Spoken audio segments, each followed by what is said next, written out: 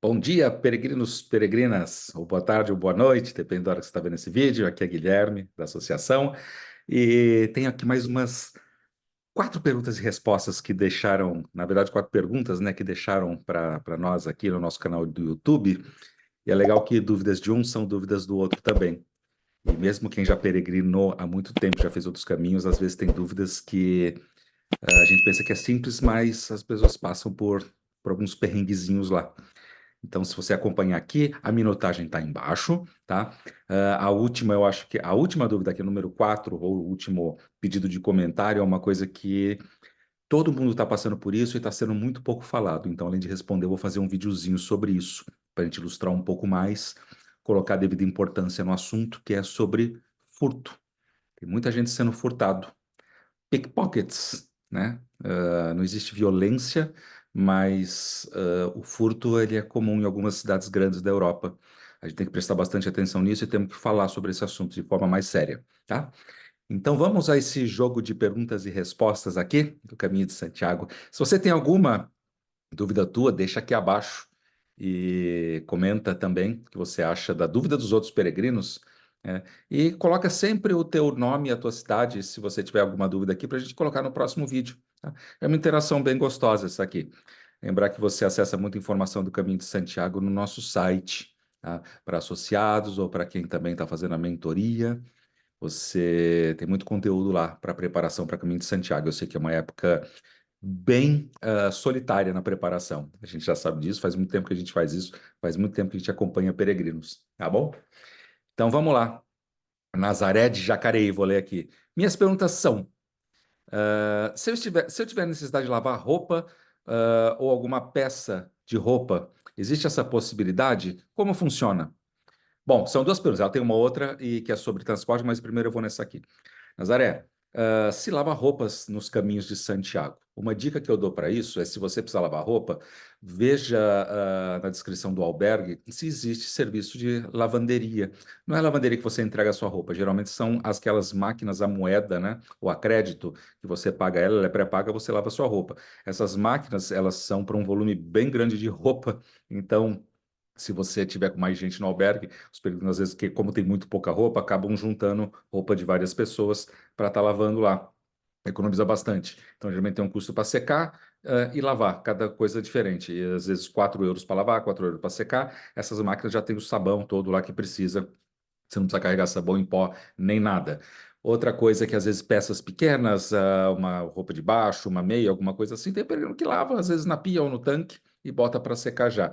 Isso não é um problema lá. É lógico que você não vai conseguir fazer um caminho, depende do caminho que você está, mais longos, você não vai estar conseguindo se preocupar tanto com lavar essas roupas toda hora lá. E às vezes o peregrino vai acumulando roupa para lavar de uma vez só. Algumas cidades têm lavanderias automáticas perto do albergue, outros albergues têm, como eu falei. Então, só consultar isso aí. Eu devo dizer que todo peregrino lava roupa no caminho de Santiago. A não ser que vai fazer 100 quilômetros lá, que são 4 dias, acaba tendo uma muda de roupa lá, duas mudas de roupas de baixo, e não é necessário. Mas quem faz caminhos longos, todo mundo lava lá. Isso é uma coisa bem difundida. Então, dá uma olhadinha no bronze.com, que você vai encontrar os albergues e dá uma olhadinha os que oferecem esse serviço. Tá? Não são todos, e também não é todo dia que a gente lava roupa, então você se programa para isso. E se não conseguir lavar roupa naquele dia, eu tenho certeza que não vai ter problema nenhum em andar com uma calça que não está limpinha, né? Aliás, como é uma área mais rural, os caminhos de Santiago, nem sempre a gente está com a roupa limpa lá, né? Então, essa coisa de.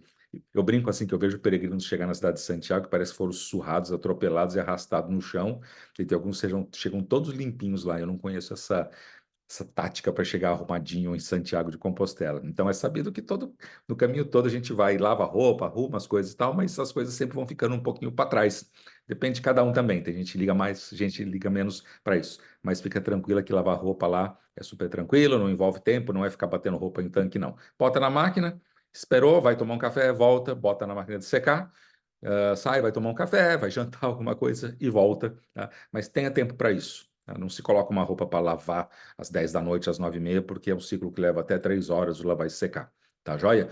Outra pergunta da Nazaré também. se ela pode comprar antecipadamente aqui do Brasil as passagens de trem, pelo menos o trecho de Madrid a Pamplona. Ela está indo então para o caminho francês. Não é que você pode comprar, você deve comprar antecipadamente, e tem dois motivos para isso.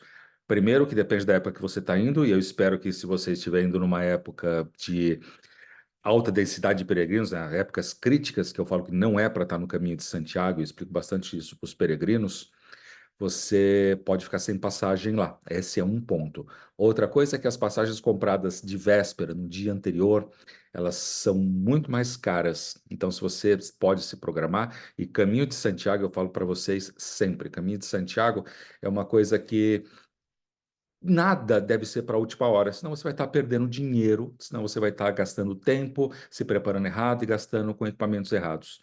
É o que eu falo sempre na mentoria. Eu vou deixar um link dessa mentoria para você dar uma olhadinha na apresentação dela, que a gente fala e trata com peregrinos. Esse é um dos assuntos que eu converso bastante com os peregrinos, que não é somente ir à cidade de início, é também sair de Santiago de Compostela. Por quê? Às vezes o peregrino não liga muito para isso, e o que custaria, por exemplo, 60 euros, em todas as passagens, 70 euros, se você comprar a distância, a tempo de distância, né, antecipado, podem passar de 150 a 200 euros se você compra na boca do caixa. Então, a gente está falando de uma economia aí de 140, 150, sei lá, 900 reais em um procedimento de compra de passagem. Tá? Então, não é que pode, deve se comprar antecipadamente, e, inclusive, se você quiser ir a Saint-Jean, se você está em Pamplona, eu acredito que você vai ir para Saint-Jean, você tem que também se preocupar com a chegada a Saint-Jean, ou táxi ou ônibus. O ônibus não, fora de temporada, no inverno, o ônibus não funciona a Saint-Jean. E o ônibus da Alsa é o único ônibus que faz Saint-Jean, pelo menos até esses anos era o único ônibus que fazia Pamplona-Saint-Jean. Ele custa ou custou agora em 2022, 23, 24 22 euros para você ir e sempre sai somente ao meio-dia. Então você precisa casar a tua chegada em Pamplona com a tua saída a Saint-Jean, a não ser que você passe uma noite em Pamplona. Então saiba disso. Se você chegar meio-dia ou 10 para meio-dia em Pamplona ou 25 para meio-dia, às vezes você perde esse ônibus. Esse ônibus é uma outra coisa que você deve comprar antecipado, porque o ônibus não é como um trem. O trem tem muito mais assentos. O ônibus é menor, então ele pode esgotar rápido. E volto naquilo lá, épocas críticas, épocas de altíssima temporada, abertura de temporada no Caminho de Santiago, provavelmente você vai chegar para tentar um lugar no ônibus, se você não comprou, você não vai ter. E um táxi a Saint-Jean custa, nessa temporada ou finais de semana, pode bater 140, 150 euros, apesar da tabela ser de 130 ainda. Tá? Então, cuidado com isso, é bastante dinheiro que se joga fora. A gente falou em duas coisinhas básicas aqui, que se você erra nessas duas coisas, você vai estar gastando R$ 1.500 de início no teu caminho, tá bom? Então, cuidado com essas duas coisas. Vamos lá, então. Terezinha Santana não colocou cidade, não sei onde é que ela estava falando. Ela faz uma pergunta sobre carteirinha de associado. Teria também direito a essa carteirinha que vai para o caminho português? Como vocês estão em relação a esse caminho? Onde receberia o material? Que tipo de segurança vocês estão dando nesse caminho? Terezinha, vamos lá. Uma associação não é um órgão de segurança. O que a gente tem para os associados é uma carteirinha com app de segurança lá para uma outra coisa, para acesso ao SOS Peregrino, que é um serviço voluntário que nós, da Associação do Brasil, Associação Internacional do Brasil, nós somos colaboradores e voluntários, junto com colaboradores da Associação Passo a Passo, do Acácio, da Urieta, do Refúgio Acácio Urieta, lá da Espanha. E eles transitam em todos os caminhos e, na verdade, isso é uma rede de informação. Essa carteirinha é emista para qualquer peregrino que está indo ao caminho de Santiago e é uma carteirinha de associado. Quando você se associa, você recebe a credencial a Vieira, cartas de recomendação que colocam as associações, informam, caso necessário, em imigração, que as associações estão acompanhando a tua peregrinação lá e estão com atenção e segurança para você. Essa carteirinha ela faz uma coisa muito mais importante sobre esse SOS, é que ela fala quando você não pode falar. Então, eu peço para que você vá na página nossa do site, eu vou deixar o link aqui abaixo, e dê uma olhadinha no item Associe-se, que você vai ver o uso, como funciona essa carteirinha. Ela vem com teus dados médicos em cima de QR Code, com contato de botão de emergência que fala diretamente com a Espanha, e isso serve para que, se você vá para um hospital ou não consiga se comunicar dentro do hospital, vamos dizer que Acontece isso, mas é raro, o peregrino está desacordado. Esse hospital, esse médico acessa alguém lá, que é o Acácio, e o Acácio intercede para qualquer problema lá. É como se você informasse a qualquer hospital, a qualquer pessoa lá, que tem alguém que está prestando atenção em você, que você não está sozinho, que você não está sozinha, e que você, ao entrar nesse hospital, você não pode ser colocado em qualquer situação, de uma cobrança indevida, de não saber acionar um seguro. A gente tem seguros lá no site também. Não que a gente venda isso aí, a gente indica o seguro mais fácil de ser usado nos caminhos de Santiago, esse link está lá, mas o que acontece? É como se você entrasse no hospital, qualquer coisa indevida lá, existe uma pessoa da associação, pode não ser o Acácio, ele pode repassar isso nessa rede de informação lá, como existe a Natália, que também atua bastante nos caminhos de Santiago, que é a hospitaleira de Puente de la Reina, mas todos eles acessam, eles estão muito pelo caminho português também, então eles acessam toda essa rede de hospitais quando necessário e avisam ao hospital, olha, eu sou da Associação da Espanha, ou eu sou aqui do Caminho de Santiago, e nós estamos acompanhando esse peregrino que está acontecendo, ou com esse peregrino que está acontecendo com ele. Então, as pessoas costumam resolver de forma muito mais rápida, muito mais fácil, e não é uma, não é duas vezes, não. Tem muita coisa que é desembaraçada por essa rede de apoio lá. Essa é uma das razões dessa associação estar funcionando, segurança do peregrino. Tá bom? É emitida sempre para qualquer canto, mas não é uma agência.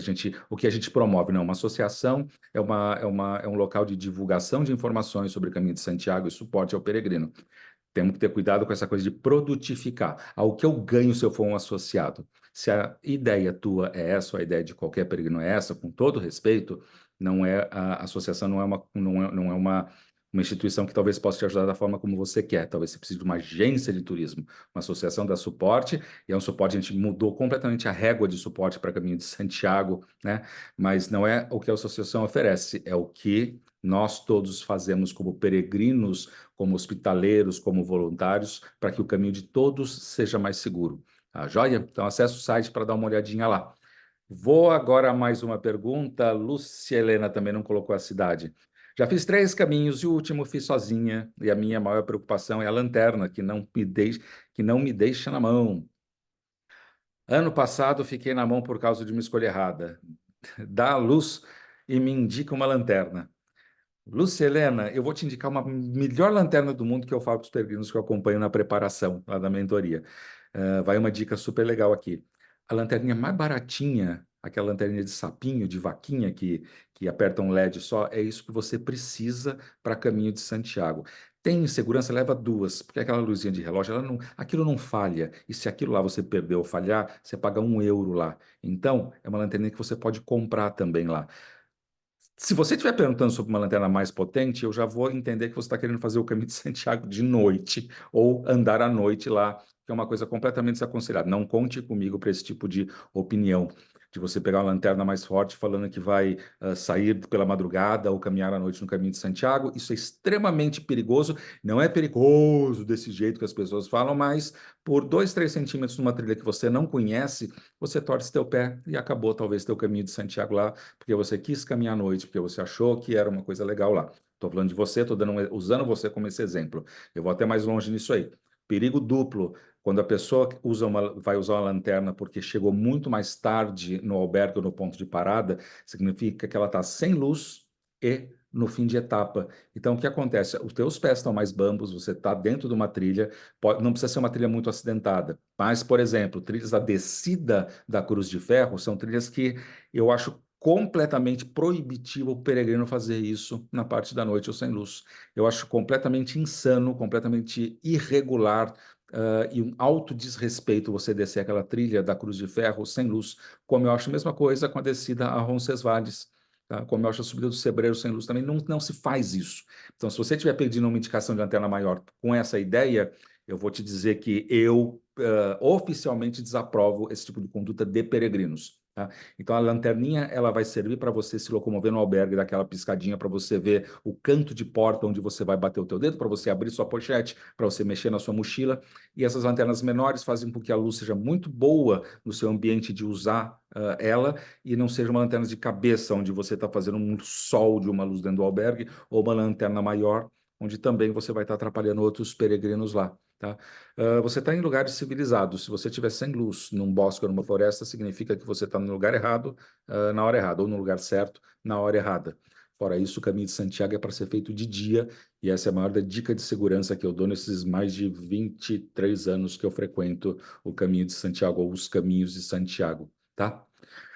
Espero que esteja falado um pouco desse assunto aí. Pense, reflita sobre isso aí. Para que você quer uma lanterna? Se for para usar dessa forma que eu falei, dentro de albergue, e uma luzinha de LED é muita coisa mesmo, ela ilumina bastante, aí são essas que eu falei para você. Não, eu não tiro essa indicação. Ah, mas tem a lanterna do celular. Tem, seu celular está carregando lá do lado, né? Está carregando a 4 metros de lá, você vai tropeça num fio, seu albergue está mais escuro, vai saber, né? Então essas aí. Pode perder uma? Pode, tenha duas, porque é um chaveirinho. Se custar isso R$ 10 no Brasil, é muita coisa. E não pesa, acho que 15, 20 gramas, tá?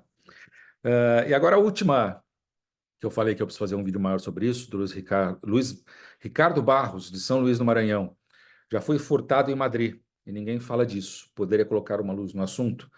Poderia sim. Primeiro eu vou dizer que algumas cidades grandes na Europa existe uma coisa muito comum no furto lá, e tem várias coisas disso aí. Primeiro que a gente tem cara de turista, a gente está desavisado e a gente está com a cabeça para o alto, e a gente é vítima às vezes dos pickpockets. Lembra deles? Aquela senhora italiana que falava "Attenzione, pickpocket", que ficava apitando nos locais da Itália, que chamou tanta atenção. Pois bem, em Madrid isso é muito comum, Barcelona muito comum, isso existe também em outras cidades, cidades grandes de Portugal também, mas isso é furto, não existe roubo.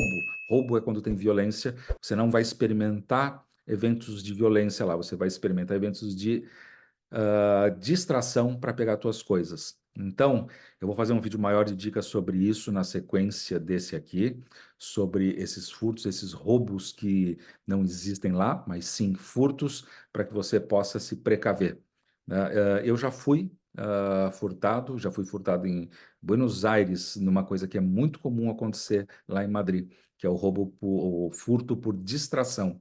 Então, fica atento aqui, eu quero conversar, porque eu acho que é um assunto um pouco maior a se falar, tá? A gente é vítima lá se a gente não presta atenção. Então, tem que evitar alguns comportamentos nossos para a gente não, para a gente evitar o furto lá. Primeira coisa, sempre que eu falo para você, ninguém às vezes vai pegar a tua mochila das tuas costas, você vai perceber isso aí, mas o celular, o seu dinheiro, o seu passaporte, numa pochete, na parte da frente sua, ou na parte de dentro da calça, enquanto você estiver nesses centros maiores. No caminho, isso fica muito mais reduzido, mas você não pode estar caminhando no metrô, nas estações de trem, de ônibus, com a tua mochila, com o seu celular e com o seu dinheiro em bolsos externos da mochila, ou no bolso de trás da calça, ou no bolso da calça, sem achar que tem alguém prestando atenção em você. A questão é que o teu momento de distração é que está sendo visto lá. E as pessoas que vão furtar você lá, se isso ocorrer, eu não fui furtado lá, fui furtado em outros lugares, mas já vi pessoas sendo furtadas em Madrid, principalmente em metrô. E eu sou uma pessoa que eu intervenho, eu vou lá e fico olhando para a cara da pessoa que está fazendo isso, porque eles têm muito receio, eles não vão peitar ninguém lá quando eles forem pegos com essa besteira lá.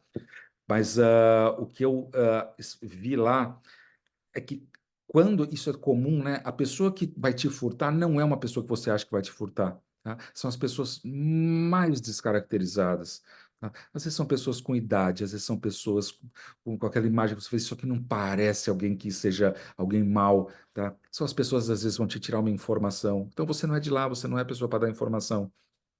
E antes do vídeo que eu vou falar sobre essa segurança nos grandes centros para não ser furtado, guarda sempre uma coisa aqui: metrôs, estações de trens ou no centro, você tira informação com pessoas oficiais da cidade, guardas, agentes de metrô, agentes de trânsito ou comércios. Não é no meio da rua que você tira informação com as pessoas, tá? E uma outra coisa, um plus aqui: se alguém parar para tirar informação com você, você vai esperar, segurar as suas coisas e talvez avisar para a pessoa que você não é de lá. Cuidado com a insistência dessas pessoas. Quando eu estava em Buenos Aires, um senhor dos seus 70 anos, me chegou com um mapa e ficou falando para eu ler o mapa. E falou assim: eu quero ir para tal rua, eu quero para a Rua Florida, que é uma rua super comum lá. Estava com os amigos, estava em frente o albergue. Isso vai fazer uns 15 anos já. E eu falava assim: eu não sei onde é que fica. Ele falava: aqui, eu mostrava para o mapa. E eu fui olhando para o mapa e eu falava assim: eu não sei. Ele mostrava o mapa, eu abaixava a cabeça e falava assim: essa aqui, eu abaixava para tentar entender o que ele estava falando. E as minhas malas foram todas indo embora pelas minhas costas. E era uma vez um montão de coisinhas e presentes que eu tinha comprado. Isso é um furto por distração, tá? Isso acontece, você pode cair nisso porque é exatamente o momento distraído que pegam da gente. Então, quando alguém for te pedir informação, saiba que você não é a pessoa para dar informação lá, tá? E se você for parar para fazer alguma coisa que vá te distrair, prenda a tua, pise nas alças da sua mochila no chão, tá? Não deixa nada à vista, não deixa nada solto lá, porque esses locais, nós estamos com cara de peregrinos e viajantes, tá? Nós somos essas pessoas e qualquer coisinha, se te some um passaporte, se te some alguma coisa assim lá, você vai ter trabalho para pegar de novo. E além da raiva que você vai ficar. Então, cuidado com a distração quando você estiver em trânsito. No caminho também, em lugares onde você dorme, para você guardar o seu dinheiro com você. Isso é dica que eu falo bastante num vídeo sobre segurança também, em albergues, em Caminho de Santiago. Mas nesses centros, a coisa pode sair um pouco do controle. Os pickpockets estão agindo sim, não é que você deva deixar de ir por esse motivo, e como eu falei, não existe violência, é por distração. Um outro exemplo aqui é quando você vê uma chave sendo jogada para o chão ou caiu, quando você vai ajudar a pegar aquela chave, você olha para trás, sua mochila foi embora. Furtos por distração. Olha aí, são truques que acontecem lá. Então, quando você estiver passando por essas cidades, fica com as tuas coisas quietas num canto. Não é que a gente tem que ser frio lá, mas os bons vão pagar pelos maus, tá? Aquela senhorinha que às vezes deixa cair um pacotinho no chão e você vai ajudar e solta as suas coisas. No ambiente mais cheio, às vezes você é a pessoa da vez para perder alguma coisa lá, tá? Eu vou fazer um vídeo maior sobre isso. Eu acho importante falar sobre essa parte, a gente ilustrar um pouquinho mais sobre como são esses truques nas cidades maiores. Madrid é complicado nisso, sim, senhor, sim, senhora. Tá? Deixa um like teu aqui, porque se você chegou até aqui, porque isso fortalece o canal aqui, isso fortalece o nosso assunto Caminho de Santiago. Essa é uma forma que a gente tem de conversar sobre o caminho. Eu gosto muito de falar mais sério do caminho, eu não gosto de ficar jogando fogos de artifício sobre Caminho de Santiago e tal. O que a gente faz aqui é tirar muitas dúvidas técnicas do peregrino. Acesse o nosso site, o site da associação, eu vi que tem bastante coisa para uso teu lá, tem download de e-book grátis. Você tem nesse e-book grátis tem também um checklist para o peregrino que é um checklist impresso, não é o checklist que o pessoal da mentoria recebe, que é um checklist digital, que é uma outra coisa, que é um aplicativo em nuvem seguro para você estar ajudando nos lembretes, que é bem legal também. E se você estiver se preparando para Caminhos de Santiago, lembre-se que nada é para ontem. Então, conheça no nosso site, vou deixar o link abaixo aqui, as mentorias que a gente tem, são conteúdos extensos, gostosos de ver uma viagem do Caminho de Santiago. A gente tem reuniões ao vivo, a gente tem um grupo de informações só para mentoria, e a gente tem um serviço de respostas mais fechado, um pouco, como eu falo assim, numa mentoria, a gente não fala o que o peregrino quer ouvir, mas o que precisa ser falado, com a experiência toda que a gente tem, para você se preparar e economizar tempo e economizar dinheiro indo para o Caminho de Santiago. 95% dos peregrinos que passam por esse conteúdo aí relatam que foi muito superior ao que esperado, essa economia de tempo e dinheiro. Então, se você está começando agora, eu sei que você vai ficar catando milho de informação para muito tempo. O Caminho de Santiago mudou bastante, mas ainda tem jeito de fazer aquele caminho antigo que você lia nos livros, ele está presente ainda lá. Mas cuidado que as agências querem te vender coisas diferentes hoje e não precisa disso, não, tá? O Caminho de Santiago continua aquele lá, só mudou um pouquinho algumas épocas, algumas dicas, mas se você não conhece nada sobre Caminho de Santiago, é um conteúdo que eu acho que te resolve 95, 90% da tua viagem. E o resto a gente está disponível a respostas nisso aí dentro dos grupos de dúvidas dessas mentorias mais fechadas, que é um trabalho que a associação faz, que tem surtido muita diferença para os peregrinos e peregrinas que estão indo para o Caminho de Santiago. Um abraço. Então, eu espero o teu like aqui. Segue esse canal, que a gente vai ter mais vídeos desse tipo aqui, perguntas e respostas e dicas sobre segurança também. Fiquem com Deus aí, todo mundo. Um abraço e boa semana.